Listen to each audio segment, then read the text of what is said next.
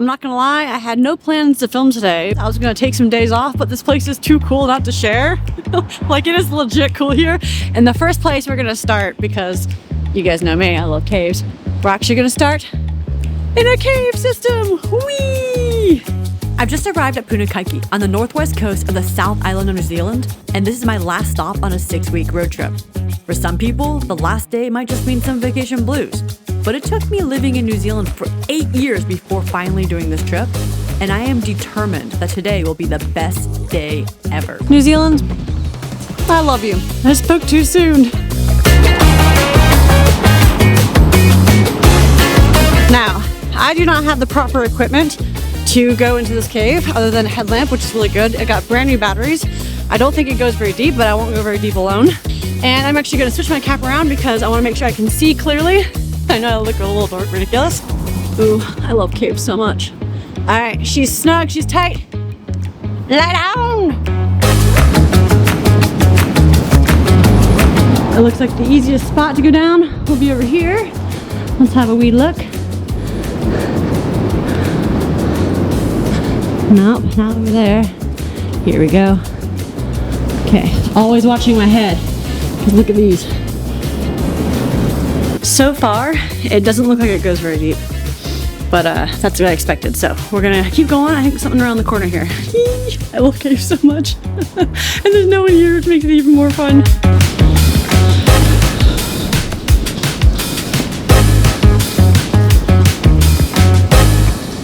There are a few things that make a cave fun to explore. For one, the farther I can go in the cave, the better. All right, I take it back. This is actually much bigger than I thought it was. So, it also needs to have a balance between having clear places to walk, but enough risk to make your heart thump. And finally, there needs to be a spot in the cave where, with all lights out, it is completely black.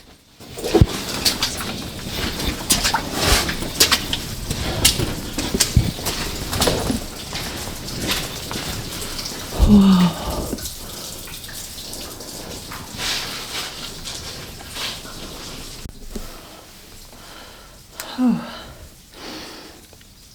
So, hold on, let's see if I can make this light not so bright. There it is. Ooh, way better.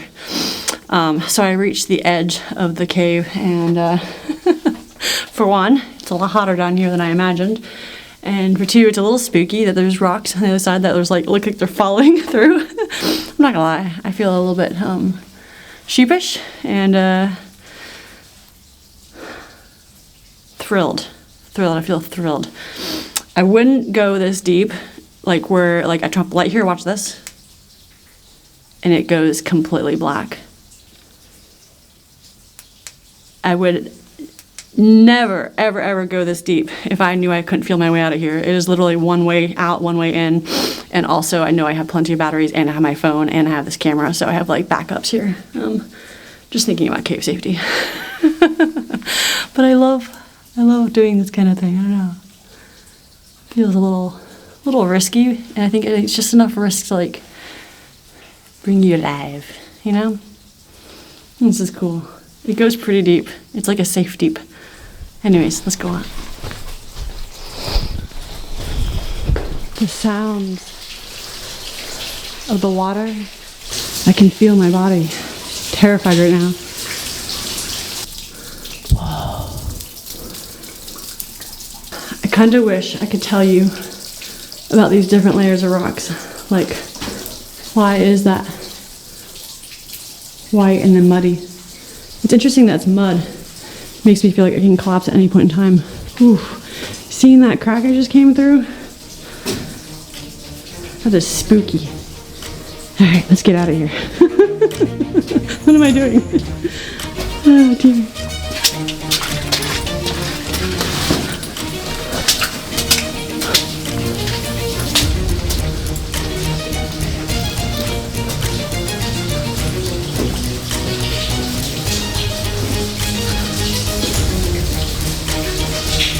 I'm not gonna lie, as I'm walking through the cave, I'm just like, oh, thank God I can hear waves, thank God I can hear waves. Can you imagine like getting stuck in a cave? That would be so terrifying. Oh. I feel like half of you totally get it, whereas the other half of you probably think I'm completely nuts. It's funny, even when I play Minecraft, I spend most of my time underground. You see, I've had the privilege of traveling all over the world, and I've seen many different types of terrains. And going underground is one of the few times I feel like I'm in a completely different territory. And honestly, something really primal and instinctual happens that I can't quite put my finger on. Finally, the entrance. Was this cave worth it? Absolutely. This is pretty cool. Actually, this is one of the coolest caves I've been on this whole trip. I probably would not go much deeper than this without another, like a guide or someone else to spot me who maybe knew the cave. The beauty of doing it alone is that the thrill. I mean, I got my heart pumping. It's exactly what I wanted. It's cool. Yeah. And after that incredible experience, I'm not gonna lie that I'm not super stoked about this next stop. It was one of those places that everyone said you must see, but you know, there's tons of buses outside and it just looked really busy. I had full plans to see the site and then quickly make my way onwards to know the hike. Boy, was I about to have my mind blown. All right, we're at the Punakaiki Pancake Rocks, and I'm not gonna lie, I'm feeling a little sheepish because there's a lot of people around watching me film myself, so there you go. But apparently this is a really, really hot spot for tourists. It's supposed to be one of those places you're supposed to go, and here we are.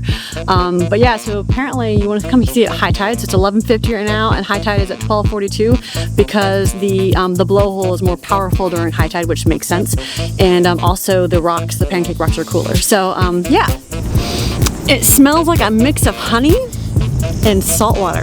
It's really strange, but really kind of nice.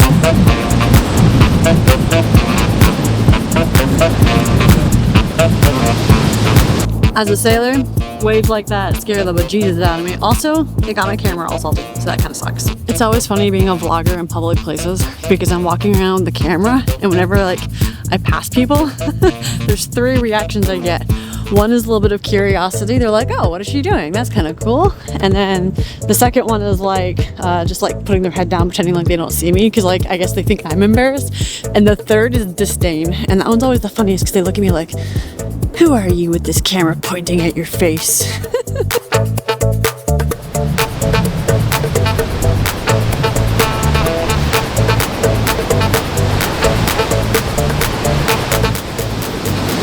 The water around me is powerful, and I'm starting to see that some incredible natural forces are at play here. At the same time, I can't understate enough how crowded this place is and how much I dislike being in crowds. It wouldn't be until I got to the main blowhole that I would start to understand the magic of this place.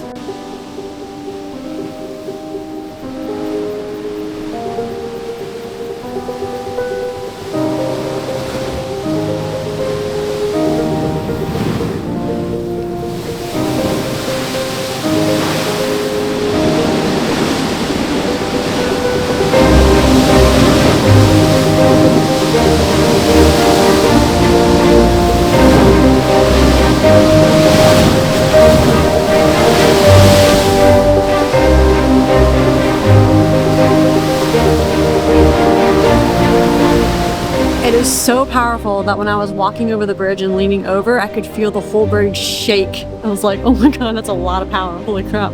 I can feel it, like it's vibrating underneath my feet. It's crazy. Oh my goodness. I'm not even on a bridge, I'm on land. I'm not gonna lie, I did not expect this to be as cool as it is. It's very impressive. It is definitely worth your time to stop here. I would say this is one of my favorite places I've been so far. It's just the power of the ocean, I think, is what gets it for me. I just, being a sailor, of course, like, oof, you see stuff like this and you realize how it has determined the shape of the earth and, not shape of the earth, but you know what I mean, like, just geological features, and just, it's amazing. It's powerful.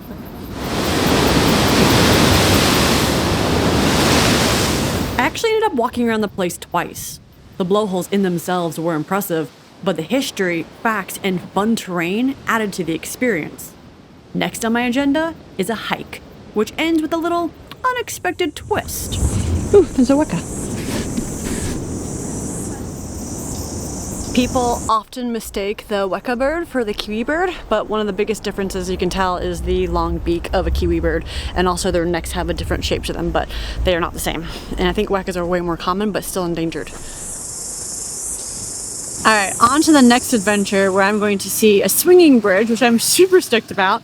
I'm actually walking alongside of the road because there's not really a track to get to where I'm going, and I would say that it's still worth it. Like, there's something very adventure-y about this place. I think that the blowholes were just so impressive that kind of got me in this like mood, and then the cave was really freaking cool as well. So hopefully the swing bridge lives up to the same standard. We shall see. It's a 2-hour walk starting from the south side, going around to the north side, and then back to the campsite. So this will be fun.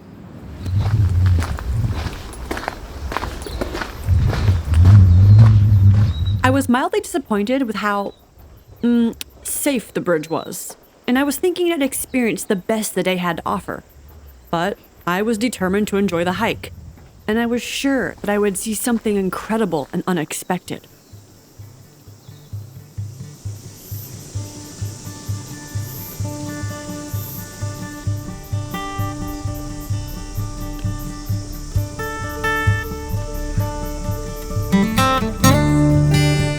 I love the wild ruggedness of it. It just feels just wild and free. It's got this like clean laundry smell, but not laundry. It's like, it's pure. It's like what they want laundry to smell like, but they can't quite get there because it's not pure.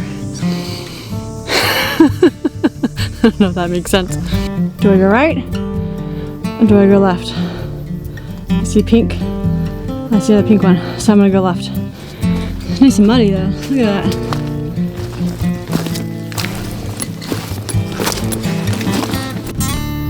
There's another one. Yay, mud! Mud on my leg. Alright, it looks like it does indeed. Go out the other side.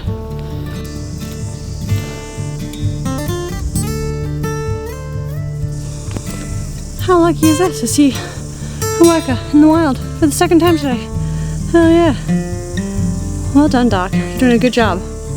This is cool. It's cooler to see here when there's no one else around because it's like really wild, you know? That's cool. I'm sorry, little guy. I gotta pass you. Whew. I don't mean to scare you. I'm sorry. I'm going slow. It's hiding.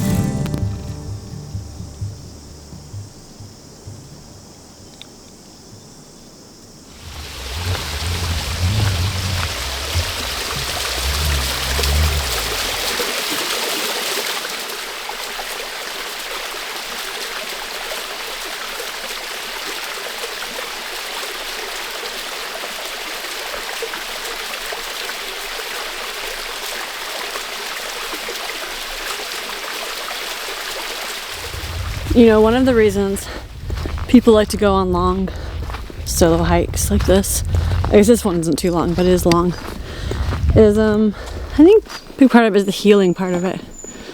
There is healing to being in nature. I don't know how to describe it, I don't know why, but it's definitely healing. And I was just walking down and had this moment where I was thinking about how, like a year ago, I just remember feeling so broken and just awful, and there was just like this one moment where I was in the shower and just like grief just like came in this giant wave over me. I mean, just last year was so much loss. Like if you don't watch all my videos, I got divorced, which was really, really hard, and walked away from what I realized was a toxic relationship. And then I went and got a ton of therapy to try to heal and not repeat my patterns. But it was like sad watching the toxicity towards me continue and still continue to this day. And just realizing that there was nothing that I could do. That I had to save myself, as some might say. And for a long time, like I really just kind of took everyone's feedback, or not everyone, like some people's feedback, that I was like being selfish and stuff like that. But I realized that I was not doing anyone any good by being like so broken and being abused in many ways. Like I wasn't serving anyone by sticking around and trying to prove that I wasn't selfish. Like no one else's opinion really mattered but mine. But even though I feel like solid in that opinion, like I know my worth, I know what I deserve,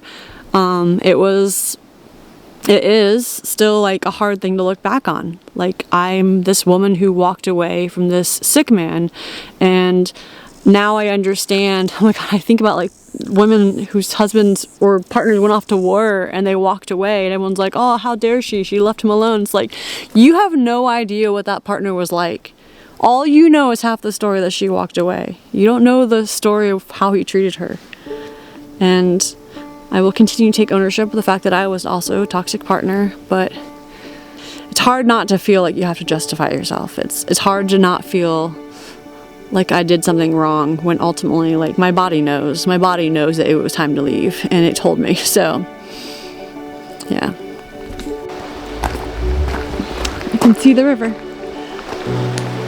through the trees there. Ah, the flow of water. I love it. Do you hear it? It's like pure peace.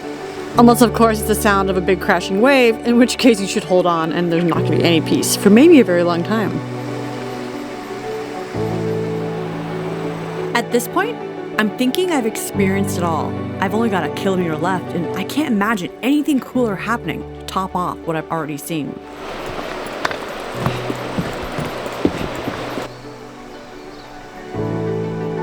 New Zealand, I love you. I love that in one day I've been able to see a cavern, a blowhole, Pancake Rocks. I've gone on a long, 10-kilometer hike. There's a beautiful river next to me, and there's a cliff.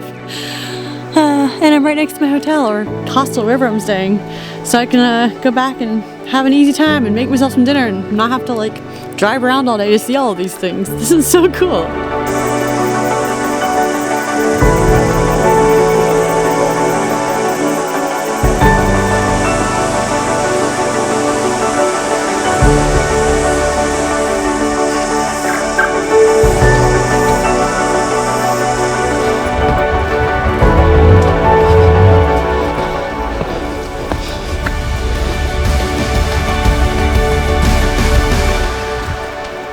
I spoke too soon.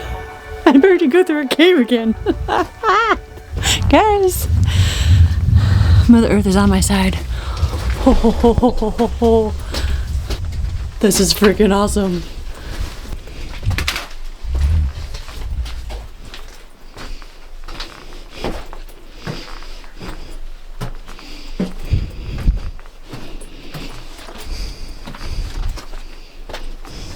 Whoever thought it was a good idea to build the track through the cave rather than going around should be given an award. Thank you. You are awesome wherever you are.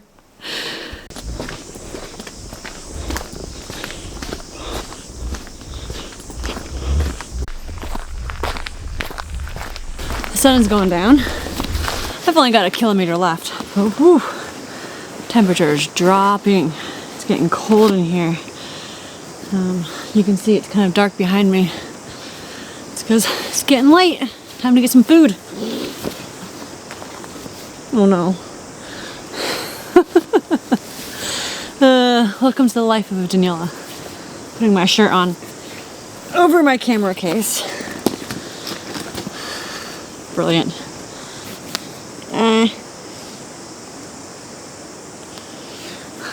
The anchor ring always anchors things. I guess it just means it's working, right? Alright. Onwards. As I neared the end of the trail, knowing today was my last day on my 6-week road trip around the South Island, I just wanted something, anything, to extend the beautiful feelings of the day. I'm done with the track. Time to get some food because I'm freaking hungry. And I am just hoping for a beautiful beachside sunset. It's supposed to be clear skies, so let's hope for it.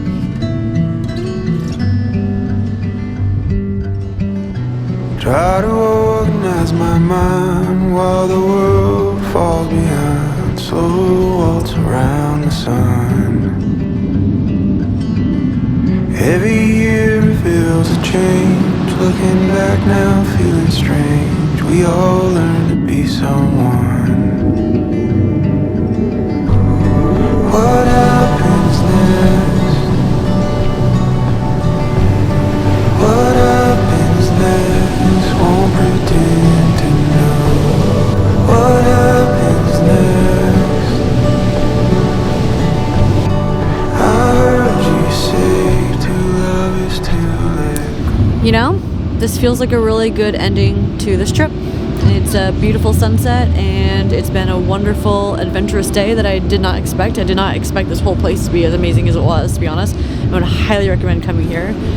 And it just feels like, I don't know, I'm just so thankful to live in New Zealand and to know that I'm going to be a citizen soon and that I can potentially come back here. And I hope I do, because so many people live in like the same place their whole life and they never go see their own country, and I don't want to be that person. So really, really grateful to be here now. I would like to get closer to the adventure though. Like Auckland's not quite it, if that makes sense.